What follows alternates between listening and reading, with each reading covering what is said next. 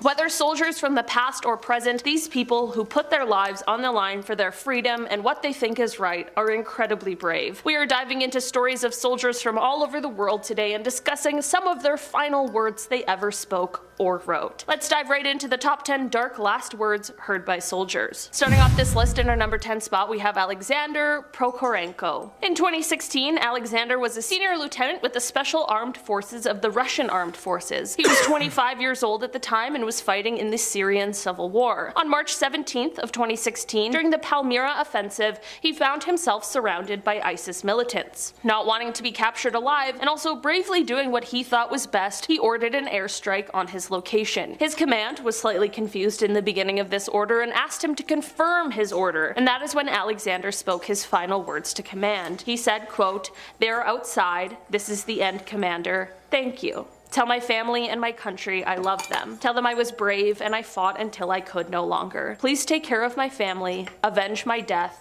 Goodbye, Commander. Tell my family I love them." Alexander left behind his wife Katya and the child that they were expecting at the time of his death. He was nicknamed the Russian Rambo after his death and was awarded the title Hero of the Russian Federation for his ultimate sacrifice. In our number 9 spot today we have Michael Ney.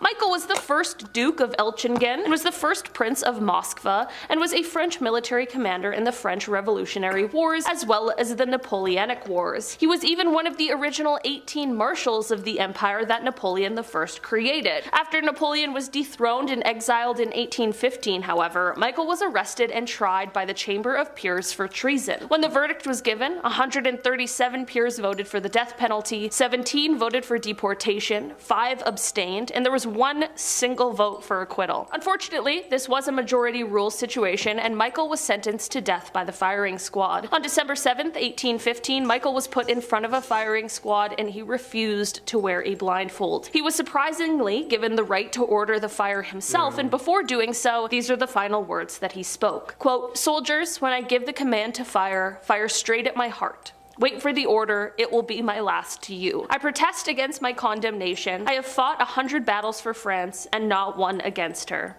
Soldiers, fire." I couldn't imagine having to be the one to order your own death, especially when you don't want to die, so this one definitely leaves quite an eerie feeling. In our number 8 spot today we have Gregorio del Pilar. Gregorio was a general of the Philippine Revolutionary Army during the Philippine-American War and is known for being one of the youngest generals in the Revolutionary Army at just the young age of 22 years old. He was nicknamed Boy General and was also known for being quite a ladies' man. In 1896, Gregorio finished his Bachelor of Arts and was going on to complete more education, but when the revolution broke out, he enlisted himself for military service. In 1899, the Americans were advancing on the Tiré Pass, and this is the battle that unfortunately was Gregorio's last. He was sadly shot in the neck and died almost instantly. While his last spoken words weren't recorded, it was his final diary entry that I want to talk about today. His final entry read, quote, "The general has given me the pick of all the men that can be spared and ordered me to defend the pass. I realize what a terrible task has been given to me, and yet I felt that this is the most glorious moment of my life. What I do is done for my beloved country. No sacrifice can be too great." It obviously shows how incredibly dedicated he was to his country, and perhaps he had some sort of inkling that this battle just may be his last. At the end of the day, his legacy certainly lives on. In our number 7 spot today we have Murray Hudson. Murray Hudson was born in 1938 and was a sergeant with the Royal New Zealand Infantry Regiment. On February 13th, 1974, Murray was a drill instructor and was supervising a training exercise when things took a really dark turn. One of the officers in training, or a non-commissioned officer who was participating in this training exercise, accidentally armed a grenade that he was about to throw.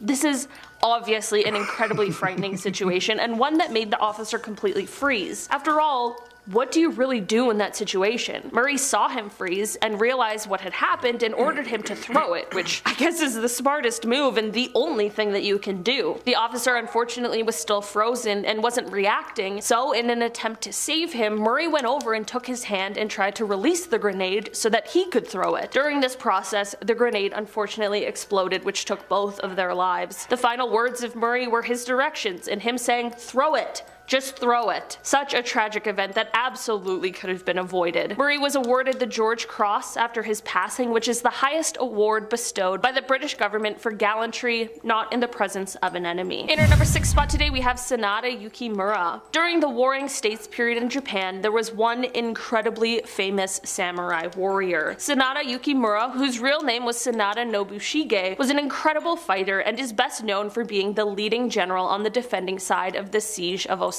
Sanada is known as a hero and has even been called the #1 hero in Japan. Unfortunately, the summer siege of Osaka Castle was his last, where his haunting last words come from. He ended up being mortally struck, and this is when he stumbled out onto the field while removing his helmet. This is when he said the words, quote, "I am Sanada Nobushige, no doubt an adversary quite worthy of you, but I am exhausted and can fight no longer. Go on. Take my head as your trophy." These truly might be some of the coolest last words ever, and that is sincerely a reflection of the type of warrior he was. In our number 5 spot today, we have Sir Philip Sidney. Sir Philip Sidney was born in November of 1554 and was an English poet and soldier, and is one of the most prominent figures of the Elizabethan era. In 1586, he joined Sir John Norris in the Battle of Zutphen in the fight against the Spanish, but it was during this battle that he was shot in the thigh, which would ultimately lead to his death. One of the most well-known stories about Sir Philip Sidney is when he was lying wounded next to another soldier who was also wounded. He spoke his last words to the other soldier when he was giving him his water. He said, "Take it.